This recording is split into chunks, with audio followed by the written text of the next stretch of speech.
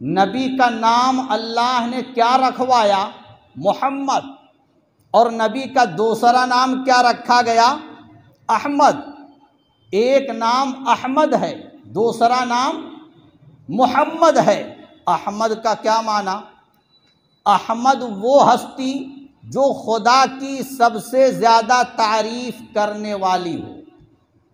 اور میرا ایمان ہے ہمارے نبی نے خدا کی سب سے زیادہ تعریف کی ہے۔ اللہ کی حمد و ثنا میں جتنا زیادہ حصہ ہمارے سرکار کا ہے اتنا حصہ کسی کا نہیں ہے۔ اور یہی وجہ ہے کہ قیامت کے دن ہمارے نبی کے ہاتھ میں حمد کا جھنڈا ہوگا۔ ساری دنیا کے انسان جمع ہوں گے، ابتدا سے لے کر کے انتہا تک ساری اولاد آدم وہاں جمع ہوگی، اور جتنے نبی ہیں وہ سارے کے سارے نبی دنیا دیکھے گی کہ ان کے ساتھ ان کی امتیں جمع ہیں۔ ساری امتیں اپنے اپنے نبیوں کے ماتحت ہوں گی، لیکن سارے نبی ہمارے نبی کے ماتحت ہوں گے، اور سارے نبی ہمارے نبی کے جھنڈے کے نیچے جمع ہوں گے۔ اور آپ کے ہاتھ میں کیا جھنڈا ہوگا؟ لواء الحمد۔ الحمدللہ رب العالمین۔ قرآن کا آغاز ہی الحمد سے ہو رہا ہے، اور میرے نبی کی یہ امت بھی حمادون ہے، اور نبی نے اپنی زندگی کا وظیفہ اللہ کی حمد و ثنا کو بنایا۔ پوری زندگی اللہ کی حمد و ثنا کرتے رہے۔ آپ اٹھتے بیٹھتے اللہ کی بڑائی بیان کرتے تھے، چلتے پھرتے اللہ کی حمد و ثنا کرتے تھے، سفر سے آتے تھے، سفر میں جاتے تھے، اللہ کی تعریف کرتے تھے، کھانا کھاتے تھے، فراغت حاصل کرتے تھے تو اللہ کی حمد و ثنا کرتے تھے، استنجے سے فراغت پر آپ اللہ کی حمد بیان کرتے تھے، چھینک آنے پر اللہ کی حمد بیان کرتے تھے۔ آپ دعائیں پڑھیے تو آپ کو پتہ چلے گا کہ نبی نے اتنے سارے کام کرنے کے باوجود کس طرح اللہ کی حمد و ثنا بیان کی ہے۔ آپ استنجے سے فارغ ہوئے تو کیا دعا پڑھی؟ غفرانک الحمد للہ الذی اذھب عنی الاذی وعافانی۔ اور آپ جب سو کر کے اٹھے تو آپ نے کیا دعا پڑھی؟ الحمدللہ الذی احیانا بعدما اماتنا والیہ النشور۔ آپ جب کھانے سے فارغ ہوتے تھے تو کیا دعا پڑھتے تھے؟ الحمدللہ الذی اطعمنا وسقانا وجعلنا من المسلمین۔ اور آپ کو چھینک آتی تھی تو چھینک آنے کے بعد کیا دعا پڑھتے تھے؟ الحمدللہ۔ آپ زندگی پڑھیے، ایک ایک ورق کو پلٹیے، نبی کی سیرت کا مطالعہ کیجئے تو آپ کو معلوم ہوگا کہ میرے نبی نے اللہ کی ایسی حمد و ثنا کی ہے دنیا میں کسی نے نہیں کی۔ اور نبی قیامت کے دن جو اللہ کی حمد کا جھنڈا اپنے ہاتھ میں لیں گے وہ اس بات کی علامت ہوگی اور اس خصوصیت کا اظہار ہوگا کہ نبی نے سب سے زیادہ اللہ کی حمد کی ہے، اس لیے آج سارے کے سارے نبی کے حمد کے جھنڈے کے نیچے جمع ہیں۔ ایک نام ہے احمد، ایک نام کیا ہے جی؟ احمد۔ اور نبی کا دوسرا نام ہے محمد۔ دوسرا نام کیا ہے؟ محمد۔ محمد کا کیا معنی؟ وہ ہستی جس کی بہت زیادہ تعریف کی جائے۔ محمد کا معنی وہ ہستی جس کی بہت زیادہ تعریف کی جائے۔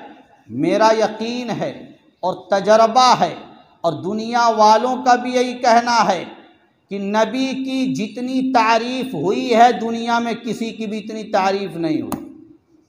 ہزاروں سال سے میرے اور آپ کے نبی کی تعریف ہوتی آ رہی ہے، ہر دور میں نبی کا تذکرہ ہوا، ہر دور میں نبی کی تعریف ہوئی، ہر دور میں نبی کا ذکر خیر ہوا۔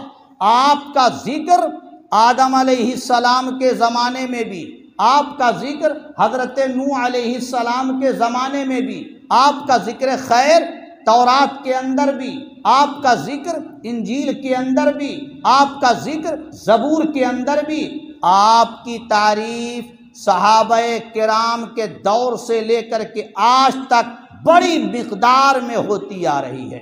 صحابہ کرام سے لے کر کے آج تک نبی کا ذکر خیر ہوتا آ رہا ہے۔ آپ دیکھیے جلسوں میں نبی کی تعریف ہوتی ہے، اجلاس میں نبی کی تعریف ہوتی ہے، نعت کی مجلسوں میں نبی کی تعریف ہوتی ہے، وعظ کی مجلسوں میں نبی کی تعریف ہوتی ہے، سیرت کے جلسوں میں نبی کی تعریف ہوتی ہے، مضامین میں مقالات میں نبی کی تعریف ہوتی ہے، کتابوں میں تالیفات میں نبی کی تعریف ہوتی ہے۔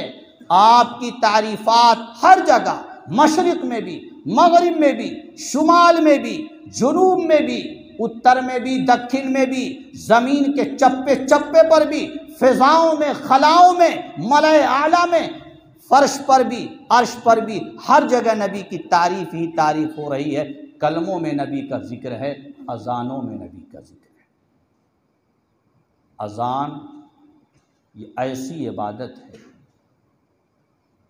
کہ اس عبادت میں جہاں اللہ کی توحید کا اعلان ہوتا ہے، وہیں پر محمد مصطفیٰ صلی اللہ علیہ وسلم کی رسالت کا بھی اظہار ہوتا ہے۔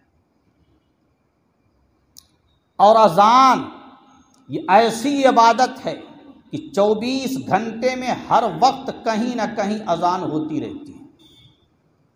ہندوستان میں کسی وقت اذان ہو رہی ہے، بنگلہ دیش میں کسی وقت اذان ہو رہی ہے، انڈونیشیا اور جاپان میں کسی وقت اذان ہو رہی ہے، امریکہ اور لندن میں کسی وقت اذان ہو رہی ہے، آسٹریلیا میں، ہندوستان میں کسی وقت اذان ہو رہی ہے۔ مختلف دنیا کے ممالک میں اذان کے اوقات الگ الگ ہیں، اور وجہ یہ ہے کہ دنیا گول ہے۔ وجہ یہ ہے کہ دنیا گول ہے، اور دنیا گول ہے اس وجہ سے سورج ایک ہی وقت میں سارے خطے میں نہ طلوع ہوتا ہے نہ غروب ہوتا ہے۔ اس کے طلوع کا ٹائم الگ ہے، اس کے غروب ہونے کا ٹائم الگ ہے۔ دنیا کے ہر خطے میں ایک ہی وقت میں ایک ہی دن اور تاریخ نہیں ہوتی۔ وجہ یہ ہے کہ سورج کے طلوع ہونے کا اور غروب ہونے کا نظام الگ الگ وقتوں میں ہے۔ فیجی ایک ملک ہے، یہاں پہ انٹرنیشنل ڈیڈ لائن واقع ہے، انٹرنیشنل ڈیڈ لائن، اور یہاں 2 پتھر لگے ہوئے ہیں، اور 2 پتھروں کے بیچ میں صرف آدھے انچ کا فاصلہ ہے۔ کتنا فاصلہ ہے جی؟ آدھے انچ کا فاصلہ۔ یہ فاصلہ ہی ڈیڈ لائن کہلاتا ہے۔ یہاں پتھر پر لکھا ہوا ہے کہ اگر آپ اس طرح سے کھڑے ہوں گے کہ آپ کا دایاں پاؤں دائیں پتھر کی سائیڈ میں ہوگا اور آپ کا بایاں پاؤں بائیں پتھر کی جانب ہوگا، تو آپ ایک وقت میں 2 دن کے اندر کھڑے ہوں گے۔ آپ کا دایاں پاؤں سنیچر میں ہوگا یعنی بار میں ہوگا، اور آپ کا بایاں پاؤں اتوار میں ہوگا۔ وجہ کیا ہے؟ وجہ یہی ہے کہ سورج کہیں طلوع ہوتا ہے تو کہیں غروب ہوتا ہے۔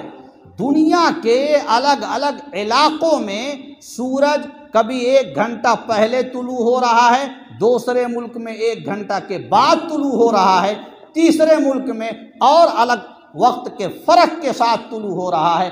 نتیجہ یہ ہے کہ اسی حساب سے اذان کا ٹائم چینج ہوتا رہتا ہے، اور پورے 24 گھنٹے میں اذان ہر وقت کہیں نہ کہیں ہوتی رہتی ہے۔ آپ کے اس شہر سہارنپور ہی میں دیکھ لیجئے، آپ کی اس چوکی سرائے کی خواجہ والی مسجد میں اذان کا ٹائم الگ ہوگا، اور پڑوس میں دوسری مسجد ہوگی اس کا وقت الگ ہوگا، پھر قریب میں تیسری مسجد ہوگی اس کا ٹائم الگ ہوگا۔ شہر کی اور مساجد ہیں ان میں بھی ٹائم الگ الگ ہے۔ جب اتنے قریب فاصلے میں الگ الگ مسجدیں واقع ہیں اور ان کا ٹائم الگ الگ ہے، تو دوسرے ممالک میں ٹائم کتنا بدلا ہوا ہوگا۔ اس لیے ہم پورے یقین کے ساتھ کہتے ہیں کہ اذان ہر وقت ہوتی ہے اور نبی کا نام ہر وقت بلند کیا جاتا ہے۔ وَرَفَعْنَا لَكَ ذِكْرَكَ، نبی کے بارے میں اللہ نے فرمایا اے حبیب ہم نے آپ کا ذکر بلند کر دیا ہے، آپ کا ذکر بلند کر دیا ہے۔ کوئی اس مقام بلند پر پتھر مارنا چاہے اور نبی کی ذات میں عیب جوئی کرے، نبی کی شان میں گستاخی کرے، یا نبی کے کسی معاملے پر اعتراض کرے، نبی کی ذات پر انگلی اٹھائے، اس سے نبی کی شان اقدس میں کبھی کوئی فرق نہیں پڑے گا۔ ہاں اس کی اپنی زبان گندی ہو جائے گی اور اس کی اپنی ذات مجروح ہوگی، نبی کے مقام بلند پر کوئی فرق پڑنے والا نہیں ہے۔ اللہ نے ایسا مقام عطا فرمایا ہے کہ اس مقام کو گرانے کی جو کوشش کرے گا وہ خود منہ کی کھائے گا، وہ خود کھائی میں گرے گا، نبی کے مقام کو گرا نہیں سکتا، نبی کے مقام کو گرا نہیں سکتا۔ آج اس عظیم نبی کی شان میں جو گستاخیاں کی جاتی ہیں، ہمیں اور آپ کو چاہیے کہ ہم اپنے عمل سے اس کا جواب دیں، نبی کی سنتوں پر چل کر کے اس کا جواب دیں، نبی کا جو اخلاق ہے وہ اخلاق اپنا کر کے جواب دیں، نبی کا جو کردار ہے اسے اختیار کر کے جواب دیں، نبی نے جو تعلیمات دی ہیں ان تعلیمات کو فالو کر کے ان کا جواب دیں۔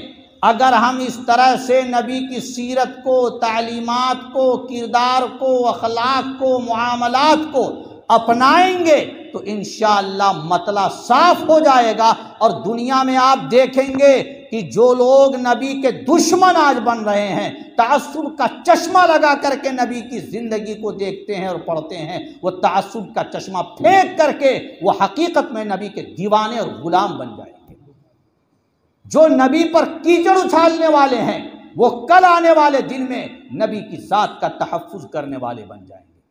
جنہوں نے نبی کے اس مقام کو سمجھا ہے انہوں نے اپنی گردنیں کٹوا دی ہیں، اپنی جان کا نذرانہ پیش کر دیا ہے۔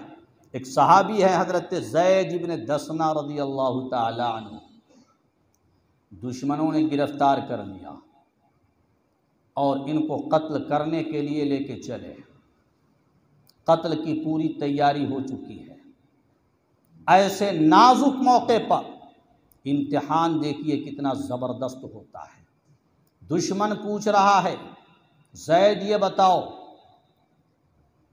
تمہاری جگہ محمد کو گرفتار کر کے ان کو سولی پر چڑھا دیا جائے اور تمہیں چھوڑ دیا جائے، کیا تمہیں یہ بات گوارا ہے؟